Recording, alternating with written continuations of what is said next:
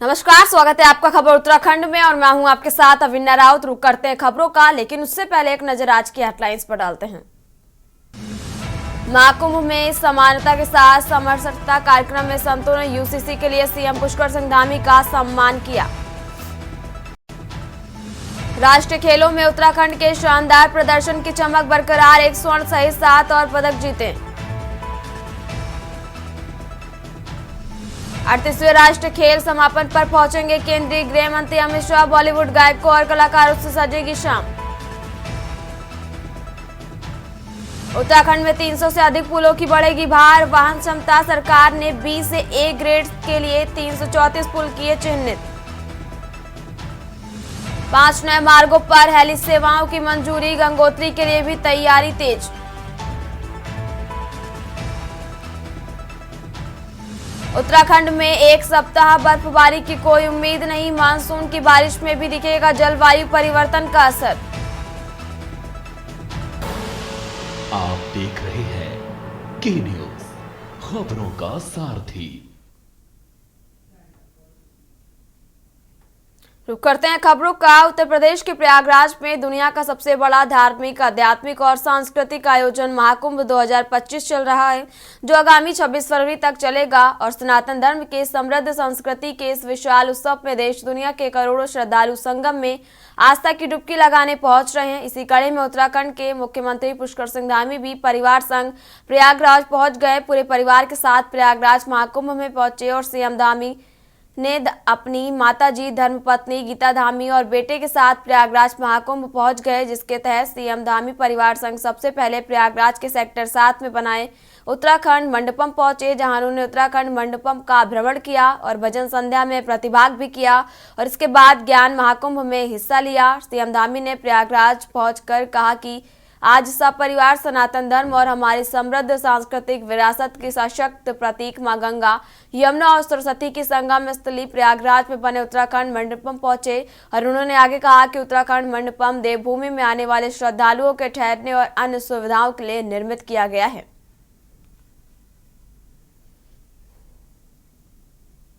मैं आप सभी का अपनी ओर से स्वागत करता हूं, अभिनंदन करता हूं।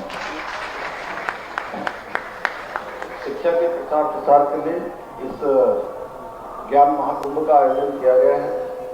निश्चित रूप से ये ज्ञान महाकुंभ हमारे आने वाली नई पीढ़ी को, हमारे विद्यार्थियों को, छात्रों को एक नई दिशा देने का काम करेगा। शिक्षा के क्षेत्र में उनको आगे बढ़ने के लिए प्रेरित करेगा। आप सबके माध्यम से बड़ा शुभ अवसर है कि ये महाकुंभ का आयोजन हो रहा है और इस महाकुंभ के अवसर पर ज्ञान कुंभ का भी आयोजन यहाँ पर किया गया है। और ये हम सब लोगों के लिए एक ऐतिहासिक पल है, ऐतिहासिक क्षण है। अनेक काम आज हमारे देश के अंदर हो रहे हैं, अनेक नई नई योजनाओं पर काम हो रहा है, भारत निरंतर आगे बढ़ रहा है, हर क्षेत्र में नए कीर्तिमान स्थापित हो रहे हैं।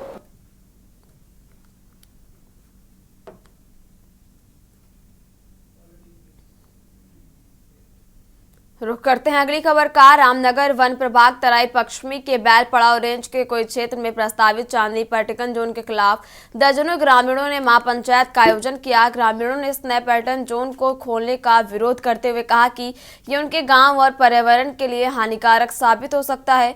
ग्रामीणों का मानना है कि इस जोन के खुलने से जंगल में जिप्सियों और मानव के प्रवेश से हिंसक वन्य जीवों का वास स्थल प्रभावित होगा और ये जानवर गांवों की ओर रुख करेंगे, जिससे मानव वन्य जीवन संघर्ष की घटनाएं बढ़ सकती हैं।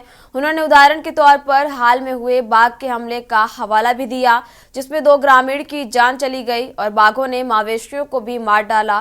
ग्रामीणों ने चेतावनी दी है कि यदि ये पर्यटन जोन खोला गया तो वे उग्र आंदोलन करेंगे और हाईकोर्ट का दरवाजा भी खटखटाएंगे। वहीं रामनगर तराई पश्चिमी के डीएफओ प्रकाश आर्य ने कहा कि जोन के लिए सर्वे किया गया था और ये तकनीकी रूप से फिट पाया गया है। उनके अनुसार इस जोन को खोलने से क्षेत्र में कोई खतरा नहीं होगा और ग्रामीणों का कहना है कि अगर ये जोन खोला गया तो इसका प्रतिकूल असर न केवल जंगलों पर बल्कि उनके गांवों पर भी होगा।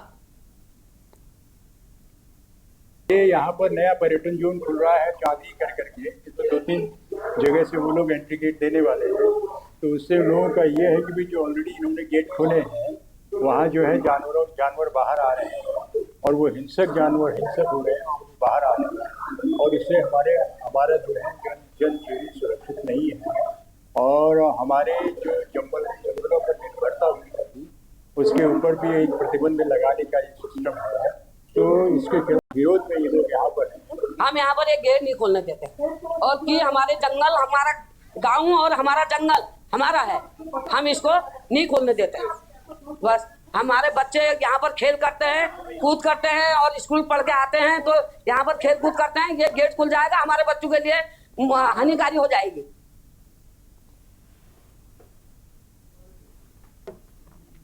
रुक करते हैं अगली खबर का। बागेश्वर जिले में नशा तस्करों के खिलाफ अभियान के तहत कोतवाली बागेश्वर पुलिस और एसओजी टीम ने 2 तस्करों को गिरफ्तार किया है। बागेश्वर चंद्रशेखर घोड़की के अनुसार बागेश्वर कोतवाली पुलिस ने नुमाइश खेत के पास से बरेली निवासी राज गुप्ता को गिरफ्तार किया और उसके पास से 1 किलो 296 ग्राम चरस बरामद भी की गई।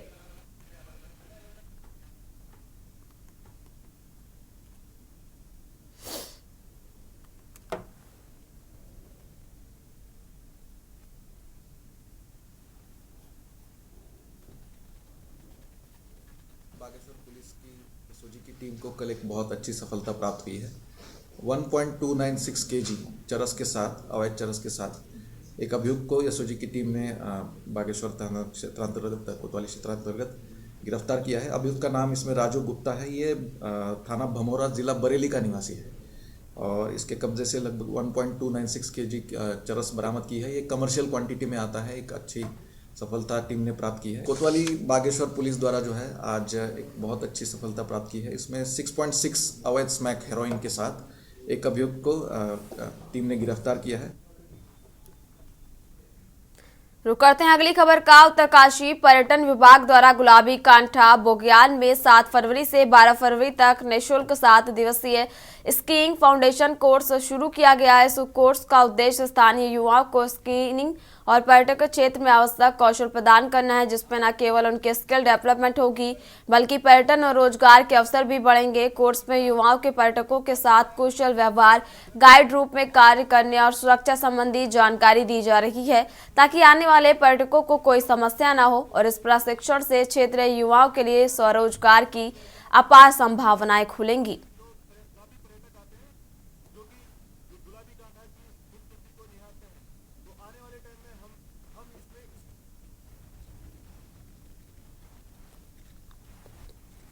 उत्तराखंड पर्यटन विभाग और जिला पर्यटन विभाग उत्तरकाशी का हृदय से आभार व्यक्त करता हूं कि आपके द्वारा जो हमारी यमुना घाटी की डोडताल रोड पर गुलाबी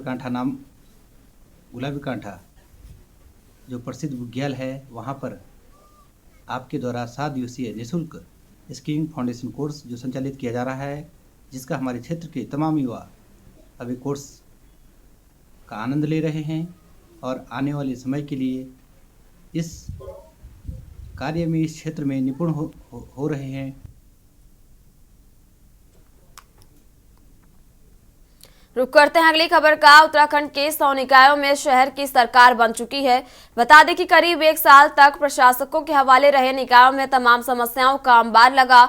शहरों में डोर टू डोर कूड़ा निस्तारण बड़ी समस्या बन चुका है। उत्तराखंड के सबसे बड़े नगर निकाय देहरादून की बात करें तो यहाँ 47 वार्डों में पिछले कुछ दिनों से समय से डोर टू डोर कूड़े का निस्तारण न होने से लोग परेशान हैं।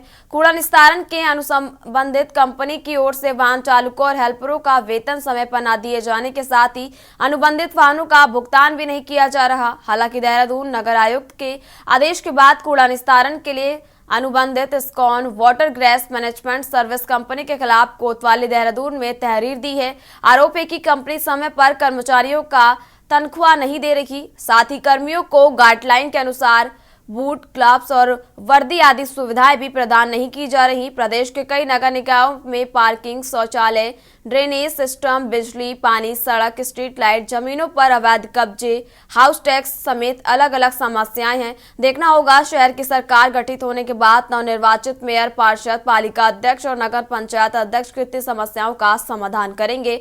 पक्ष या विपक्ष दोनों ही पार्टियों के नेता हालांकि कूड़ा निस्तारण की गंभीर समस्या को प्राथमिकता के साथ हल करने की बात कर रहे हैं। देखिए हमारी खास रिपोर्ट में।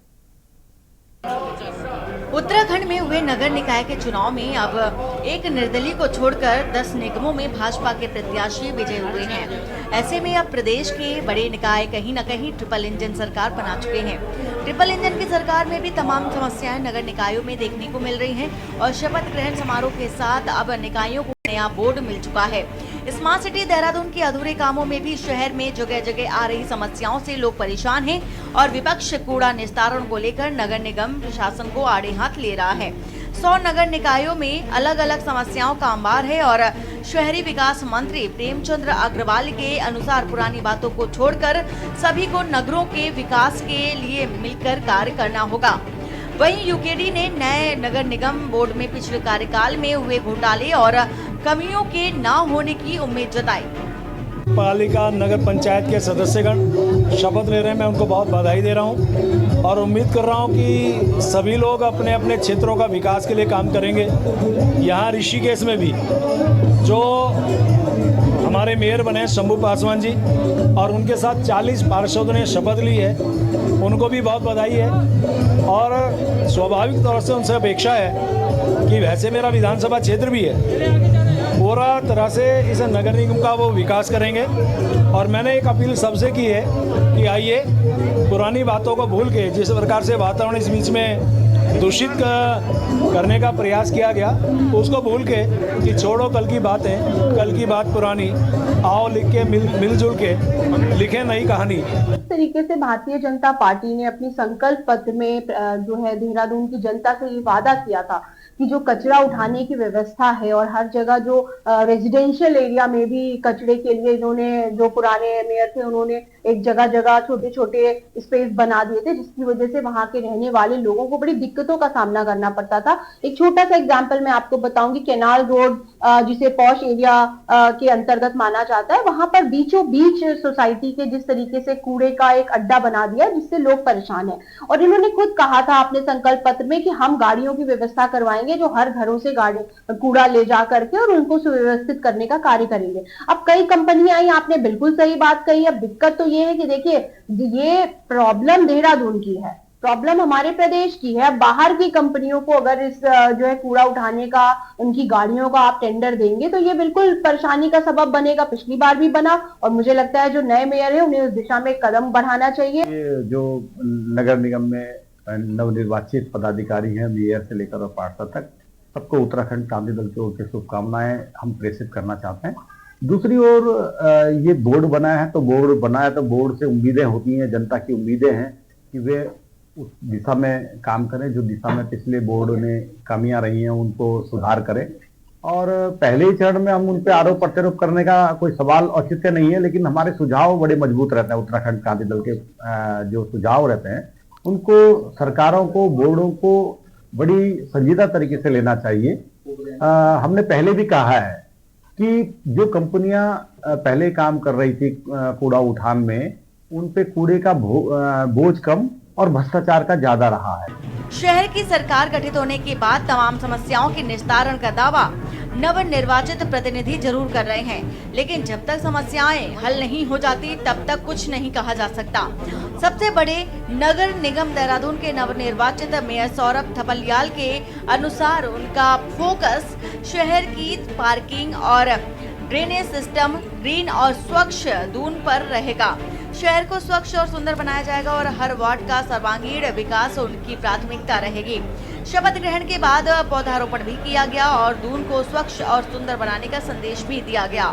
उन्होंने कहा कि नगर निगम की देहरादून की जिम्मेदारी बहुत बड़ी है। जो संकल्प हमने चुना है और हमने चुनाव के दौरान लिए थे उन पर कार्य किया जाएगा। जनता के सहयोग से सभी समस्याओं का समाधान भी किया जाएगा। देखिए, मैं बहुत बड़ी जिम्मेदारी समझता हूँ और नगर निगम ये पद नहीं है, जिम्मेदारी बहुत बड़ी है। राजधानी है और अपनी जिस हिसाब से यहाँ पर वाहनों की संख्या बढ़ी है उस हिसाब से पार्किंग की व्यवस्था हो, चाहे हरा भरा दून की, जो हमने संकल्प लिया था, जिन जिन बातों के लिए हमने संकल्प पत्र में हमने अपनी बात रखी है कि हम संकल्प लेते हैं कि जो निगम है आपके द्वार पे आएगा तो वो कार्य कैसे होगा और स्वच्छता कैसे देहरादून शहर के अंदर आएगी, उसके लिए जन भागीदारी भी सुनिश्चित करने की आवश्यकता है। और जनता के बीच में जाके जनता जागरूक होगी तभी निश्चित तौर, क्योंकि अपना घर समझेगी, परिवार की तरह समझेगी, देहरादून को अपना घर समझेगी, तभी जाके एक स्वच्छ वातावरण तैयार हो सकेगा।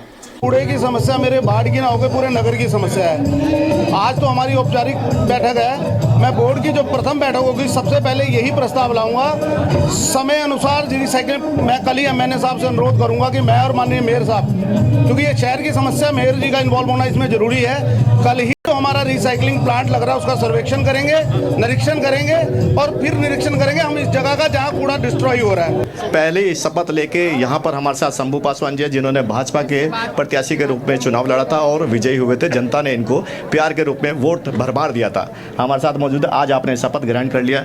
ऐसे 2 काम बताइए जो आपको कुर्सी पर बैठने के बाद करने हैं। हमारे यहाँ ये ऋषिकेश 4 धाम यात्रा के मुख्य द्वार है, तो यहाँ पे हमारे यहाँ 2 मुख्य रूप से जो है समस्या है।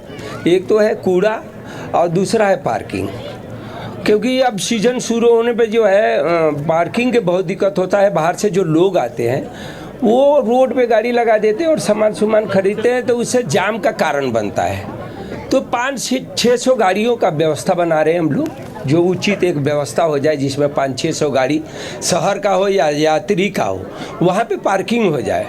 और ये कूड़ा 2 पे हम लोगों ने पहले काम करना है और आज हमने शपथ लिया है। मुझे लगता है कि ये बहुत जल्दी इस पे हम काम करेंगे और ये 2 समस्या जो है जितना जल्दी होगा उसको हम ऋषिकेश से जो है कूड़ा मुक्त कराने का काम करेंगे। चलिए सर, आपको बहुत बहुत शुभकामनाएं। धन्यवाद। देखिए, ये थे शंभू पासवान, जिन्होंने आज महापौर ऋषिकेश नगर निगम के रूप में शपथ ग्रहण की है और आज से ये काम पर लग गए हैं। इनका मानना है कि पहली प्राथमिकता शहर से कूड़ा हटाना और 4 धाम यात्रा के दौरान लगने वाले जाम को लेकर के पार्किंग की व्यवस्था करना है। उत्तराखंड के निकाय चुनाव के बाद तमाम समस्याओं के निस्तारण की उम्मीद जग रही है। नगर निकायों में सबसे बड़ी कूड़ा निस्तारण और साफ सफाई की समस्या के समाधान की संभावनाएं भी नए बोर्ड गठन से जाग रही है। हालांकि अभी निर्वाचित नेताओं को अपने अपने निकायों के कार्यों को समझने में समय लगेगा, लेकिन कहीं न कहीं शहर की सरकार के गठन में आम जन की तमाम उम्मीदें भी जग गई हैं और राजधानी देहरादून की निरस्पना, बिंदाल और सुसुआ नदियों की हालत में सुधार भी उम्मीद भी जताई जा रही है और नए नगर निगम बोर्ड से भी ये भी जताया जा रहा है कि इन कामों पर फोकस किया जाएगा। उत्तराखंड में बड़े निकायों में भाजपा की ट्रिपल इंजन सरकार है। श्रीनगर नगर निगम को छोड़ दें तो 10 नगर निगमों में भाजपा के प्रत्याशी जीत कर आए हैं और शपथ ग्रहण का अब निगमों का कार्यकाल शुरू हो गया है। देखना होगा कि शहरों की नई सरकार किस तरह शहरवासियों की समस्याओं का सबसे सही और समय पर समाधान करती है। Bureau report, Uttarakhand desk.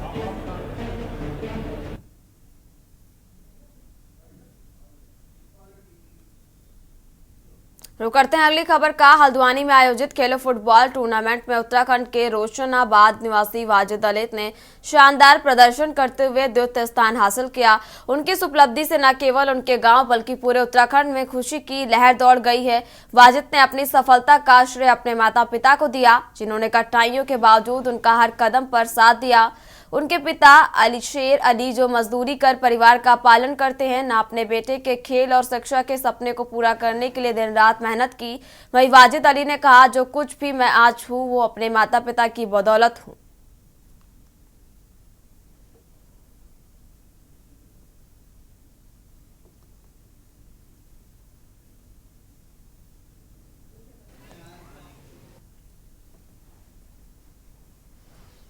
बच्चा गेम खेल करके आया है, आपको कैसा लग रहा है? बहुत अच्छा लग रहा है जी, बहुत खुशी हो रही है। और आप क्या काम करते हैं? आप क्या काम करते हैं? थैली लगाते हैं जी। तो आज किस तरह की खुशी महसूस हो रही है आपको? बहुत अच्छी खुशी हो रही है, पूरे गांव के साथ सम्मान हो रहा। आप कौन सा गेम खेल करके आए हैं? फुटबॉल। कहाँ पर? ये हल्द्वानी में हो रहा था, जो कि 38 नेशनल गेम्स उत्तराखंड ने होस्ट किया है, जिसमें हम पार्टिसिपेट किया था फुटबॉल टीम से। और 38 सालों में पहली बार जाकर उत्तराखंड का मेडल आया, वो भी सिल्वर, जो कि बहुत बड़ी बात है। आज तक हिस्ट्री में उत्तराखंड को कभी पार्टिसिपेट नहीं मिला नेशनल गेम्स में, और पहली बारी में ही होस्ट किया और उसने टीम बनाया हमारी, तो जिसमें हमारे सब प्लेयर को बुलाया गया था, बाहर से भी जितने भी लोकल प्लेयर थे, उन सब की मेहनत से आज हमने पहला मेडल उत्तराखंड के लिए जीता है।